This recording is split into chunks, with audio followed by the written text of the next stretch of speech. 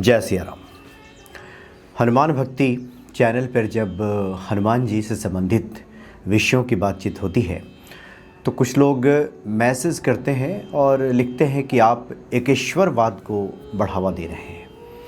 यानी हनुमान जी की तो बात आप करते हैं वो ठीक है, लेकिन सनातन में बहुत से देवी देवताओं की चर्चा है, उन सब की बातें नहीं होती हैं। और बहुत बड़ी संख्या में लोग चूँकि चैनल देखते भी हैं, तो इसलिए जो सनातन परंपरा है जिसमें 33 कोटि देवी देवताओं की बातें की गई हैं, बहुत सारे व्रत त्योहारों की बातें की गई हैं, उसकी बातें देखने को नहीं मिलती।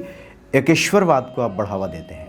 बहुत लोग जो सामने भी मिलते हैं तो कहते हैं कि आप एक ही ईश्वर की बात करते हैं, एकेश्वरवाद है ये, यानी एक ही ईश्वर की बातें हों, इसको एकेश्वरवाद कहते हैं। इस तरह से लोग, बहुत सारे लोग लिखते हैं। कुछ लोग तो ये भी कमेंट्स करते हैं। एक तो महिला भक्त ने उधर साउथ से, उन्होंने कॉल भी किया और बताया कि हमने देखा है कि आपके वीडियोस में जो कैमरा घूमता है देवी देवताओं पे, तो साईं बाबा जब आते हैं तो वहाँ से कैमरा मूव कर जाता है, कैमरा वहाँ से हट जाता है। साईं बाबा को आप नहीं दिखाते, ऐसा क्यों करते हैं, ये ठीक नहीं है।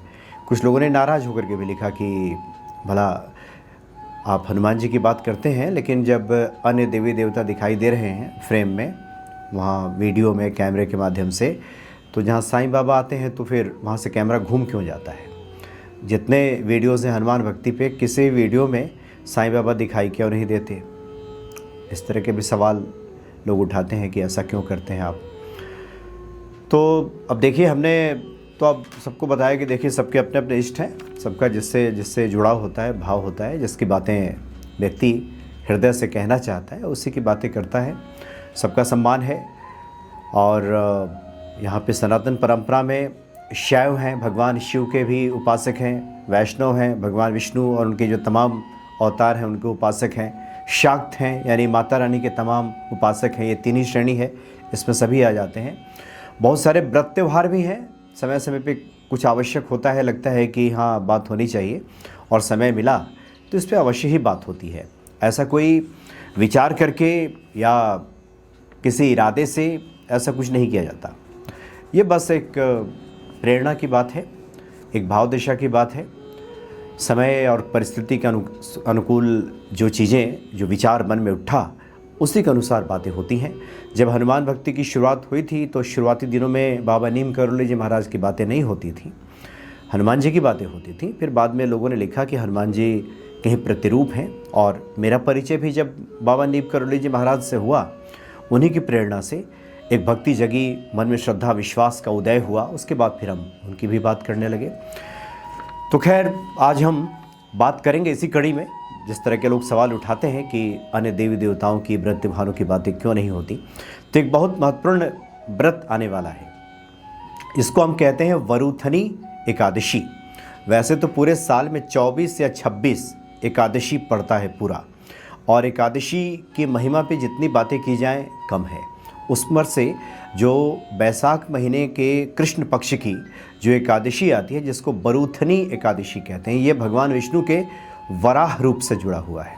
भगवान विष्णु ने जब वराह रूप धारण किया था तो भगवान विष्णु के वराह रूप की पूजा इसमें की जाती है। बरूथनी का जो अर्थ होता है, ये होता है रक्षा कवच, बचाने वाला, संरक्षक। तो इसलिए किसी के जीवन में कठिनाई, परेशानी, दुख है, जीवन में बहुत परेशानी है, तो ऐसे लोग बरूथनी एकादशी करते हैं। भगवान कृष्ण ने पांडवों से भी कहा था कि आप लोग बरूथनी एकादशी कीजिए, तभी ये जो वनवास हुआ है, ये वनवास का दुख कम होगा और खोया हुआ जो वैभव है, राजपाट है, ये सब मिल जाएगा। भगवान कृष्ण ने सलाह दिया था पांडवों को। तो इस बार जो बरूथनी एकादशी है 13 अप्रैल को है।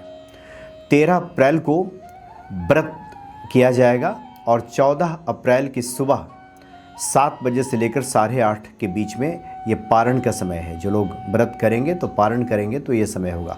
तो व्रत करने की जो तिथि है ये 13 अप्रैल है। चूँकि बहुत कन्फ्यूज़न की बातें थी, चूँकि 13 अप्रैल की रात्रि 1:16 से ही शुरुआत हो जाएगी बरूथनी एकादशी की, और 14 अप्रैल को 1:08 तक रात्रि में रहेगी। तो वैसे तो उदया तिथि पकड़ा जाता है, लेकिन बहुत सारे गणना करने के बाद ये विद्वानों ने तय किया कि 13 अप्रैल का जो ही दिन है, ये बरूथनी एकादशी के लिए सबसे बढ़िया है।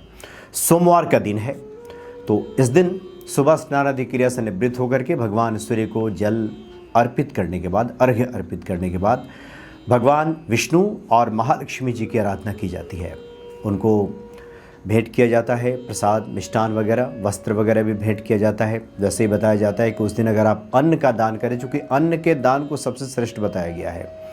पुराने समय में इस तरह की भी बातें आती थी कि जो लोग घोड़े के दान से हाथी का दान महत्वपूर्ण माना जाता था, बड़ा माना जाता था, और हाथी के दान से भी भूमि का दान बड़ा माना जाता था, और भूमि के दान से भी तिल के दान को ज़्यादा महत्व दिया गया, और उसके बाद स्वर्ण का दान, और इन सभी दानों से सर्वश्रेष्ठ बताया गया है अन्नदान। अन्नदान सबसे बड़ा दान है। कन्यादान तो अपना स्थान रखता ही है, उसकी तो बारे में कहा गया है कि चित्रगुप्त भी ऐसे व्यक्ति की गाथा नहीं लिख सकते, लेकिन ऐसे जो हम वस्तुएं दान करते हैं उसमें सबसे ज़्यादा महत्वपूर्ण है अन्नदान। किसी को अगर आप अन्न देते हैं तो सबसे महत्वपूर्ण है। लोग जो रुपए पैसे देते हैं ज़रूरतमंद को, वो ठीक है, लेकिन सबसे बढ़िया रहता है कि अन्न दान किया जाए, अन्न दे दिया जाए, किसी को खाने को दे दिया जाए, तो ये सबसे बढ़िया ये रहता है।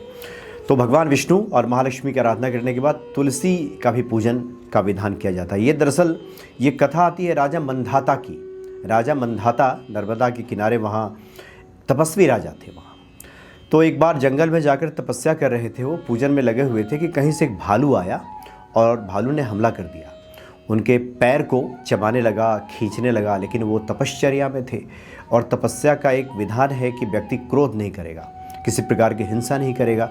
तो मंधाता राजा ने ना क्रोध किया, ना भालू पे आक्रमण किया, सिर्फ भगवान विष्णु को पुकारा।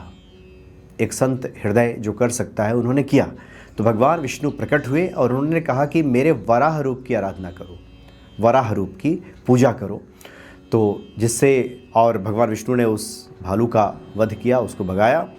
और फिर राजा ने, भगवान विष्णु ने कहा कि मथुरा जाओ, मथुरा भेज दिया उन्होंने और कहा कि वहाँ जाकर के वरुथनी एकादशी ये करो तो तुम्हारा जो स्वास्थ्य है पुनः ठीक हो जाएगा। पैर जो भालू खा गया वो फिर पुनः ठीक हो जाएगा। तो सब ठीक हो गया।